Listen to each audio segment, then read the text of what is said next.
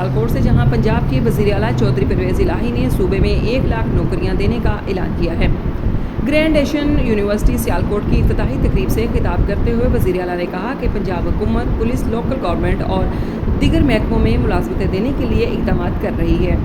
वज़ीर आला चौधरी परवेज़ इलाही ने जनूबी पंजाब के 14 अजला के स्कूलों में जाने वाली बच्चियों के लिए वजीफे में इजाफे का ऐलान किया और बच्चियों को स्कूल जाने पर वजीफे की रकम में इजाफा, पंजाब भर में BA तक तालीम मुफ्त करने का ऐलान और वज़ीर आला ने स्कूल से यूनिवर्सिटी तक नाज़रा कुरान पाक की तालीम लाजिम करार देने और FA तक तर्जुमे के साथ कुरान पाक की तालीम को लाजिम करार देने का भी ऐलान किया है।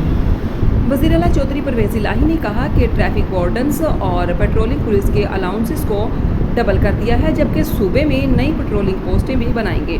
चौधरी परवेज़ इलाही ने कहा कि पंजाब हुकूमत ने रेस्क्यू 1122 को हर तहसील तक फैला दिया है। उन्होंने कहा कि मेरी कोशिश है कि आम आदमी की ज़िंदगी में आसानी पैदा करूं और इस मकसद के लिए तमाम अस्पतालों के एमरजेंसी वार्ड में अद्वियात और इंजेक्शन फ्री कर दिए हैं। उन्होंने कहा कि सियालकोट को आज 1.5 अरब रुपए के मंसूबे दिए हैं जो जल्द मुकम्मल होंगे।